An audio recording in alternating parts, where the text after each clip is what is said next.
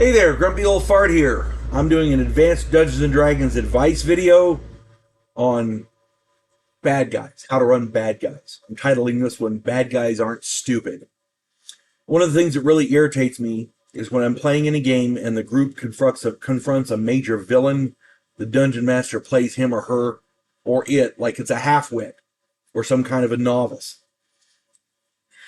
Major villains, even if they are not the cream of the crop, should be played with all the intelligence and cunning of a ruthless mafia boss. Big boss types of villains are masterminds and should be played as such. If you enjoy my content, it would really help me out if you would hit the like button, subscribe to my channel, share my content on social media, and post a comment or two. Remember, I welcome your comments, even if you disagree with me. If you enjoy a good book, check out my author page on Amazon.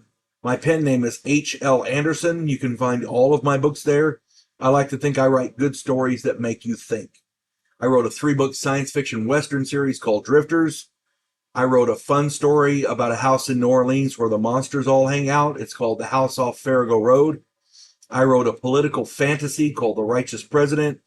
And I'm working on the third in a series. The first two are Vanguard 1 and Task Force Terminus. They're futuristic science fiction, space warfare. It's a study of humanity from an alien perspective. Hope you get it. Hope you like it. Hope you enjoy all my books. Now, back to Bad Guys Aren't Stupid. Extremely intelligent villains will plan ahead for a variety of circumstances and situations. Have a way out. That's the primary thing. A secret tunnel, a hidden passage or door, a trap door, etc. is not out of the realm of reason. If the villain has access to magic spells, a quick invisibility spell, feign death, meld in, that one's a little tricky, but meld into stone, transport via plants, spider climb, rope trick, plane shift, teleportation, word of recall, etc., they can effect a needed getaway. Remember, villains of this stature didn't get to their status position by being lazy or failing to plan ahead. All right? Another thing that many dungeon masters fail to realize is that any villain worth his salt will use whatever means at his disposal to give himself every advantage in combat. Tricks, traps, and triggered attacks work for almost every villain. Punji stake traps, falling rocks, false passages, etc. will delay and damage foes prior to the actual meeting. Remember, the Viet Cong had no magic, and their booby traps did considerable damage. Most of the time, they were nowhere around. They set up the trap and leave. Somebody's going to run into it. Do not discount a torch and oily floors. If the villain has magic if there's oil all over the floor and the player characters have to go through there, some no-name peon runs out there and throws a torch. Yeah, that's a significant thing. If the villain has magic capabilities, so much the better. Glyphs and wards are amazingly effective. Symbol spells are even more so. Remember, a smart person, in this case the villain, sets himself up for victory. Anything he can do to thin the ranks of the enemies arrayed against him is fair game. A black dragon is comfortable in a pool of acid. Hint, hint. As for the actual combat, if the villain knows the player characters are coming, there are whole arrays of precautions he can take. Minions can set up ambushes, including area effect triggers and traps. Traps and tricks can be used, as I stated earlier. Packs of guard dogs can be set upon them. It all depends on the resources of the villain. Local constabulary can be influenced to attack them through bribes or deceit. Literally, the sky is the limit.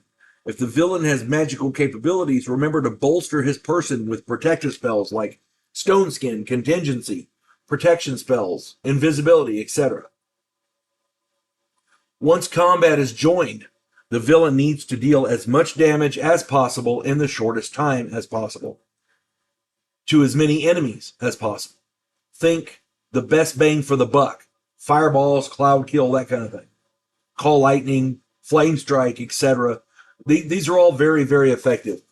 Spells with no saving throws should have preference, because when a player character is a high level individual, their saving throws are easy to make.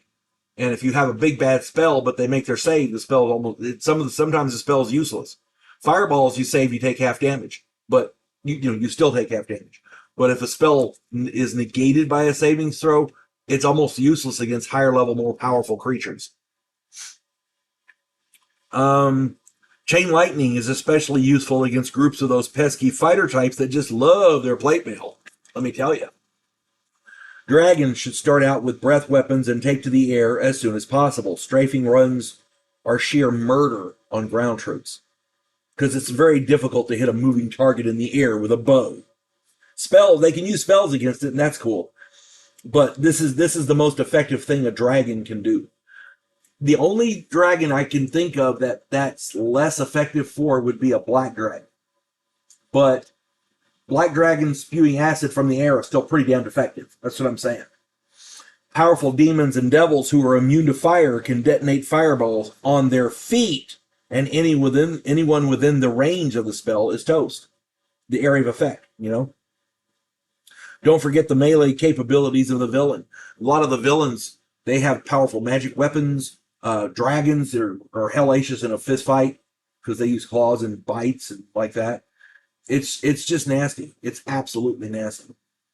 After all of that, if the battle is going against the villain, he should not be afraid to run away. Remember the way out. Remember the way out that he's planned for, and multiple ways out are better. He who fights and runs away lives to fight another day. Discretion is the better part of, valor may not be the right word for the villain, but you get the idea.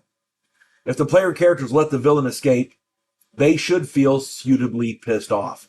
After all, he was within their grasp and he survived. This should spur them on to do better next time. They should strive to not underestimate him in the next encounter. If your villains are pushovers, your players will not take your game seriously.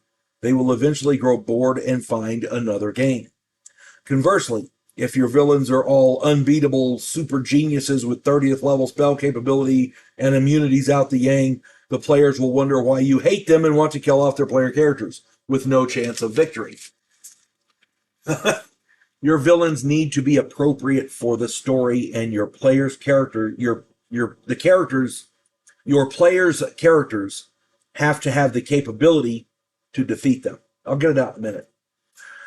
Your villains need to pose a challenge for them, but not overwhelm them. Remember, your goal is not a total party kill, but rather the appearance of an attempted total party kill.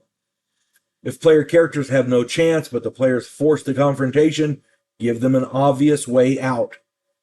Then, if they press on with the combat, you're in the clear. You can kill all of them and with a clear conscience because they had a way out. They chose to continue. Play your villains to their strengths according to their intelligence and motivations. An intelligent villain will not expend resources or take unnecessary risks on a battle he does not have to win. If the player characters invade his home, he may fight to protect it, but if the home is not necessary to the culmination of his grand scheme, he should have no qualms of abandoning it if necessary. But also keep in mind that in the villain's home, wherever possible, security, such as traps, tricks, guards, alarms, etc., will be overlapping, tight, and innovative. This guy has had a long time to make his home secure, and he's not stupid. I have seen dungeon masters run really brilliant games, and when it gets to the culmination where they're fighting the big bad guy, they kill him off in 2 turns because the bad guy is not appropriate to the player characters. During the course of the adventure, you have to keep note of your player characters and update your bad guys, because if you set them up for if you run them from first level and the bad guy's appropriate to them, then by the time they get to 6th level or 10th level or whatever, they're going to overpower him. So you got to keep that in mind. Okay? Your bad guy's power level has to be flexible. As a dungeon master, remember, your objective is to create a fun game for your players. If you're not doing that, then what's the point? Hope this finds everybody, and you should be flexible in doing so. Okay, your players are supposed to be having fun. If you don't challenge them, and if you don't pay attention to their characters, what they can and can't do, yeah, you could be robbing them of that high that they get from defeating the villain. You see what I'm saying? And he has to be worthy of them. Otherwise, oh, okay, we killed that guy next. You know. Hope this finds everybody well, and I hope these videos are useful. Again, I'm not trying to tell people how to run their game. Feel free to use, abuse, or ignore any of my information. I'm just trying to help you with my 40-something years of experience. Hope this finds everybody well. You folks have a good one. God bless one and all. We elect cookie-cutter politicians every single election cycle. Yes men who maintain the status quo and do just enough to make us believe the system still works. Imagine, if you will, a president who actually tries to fix things. If you like action, political intrigue, and a righteous crusade, check out my political thriller, The Righteous President.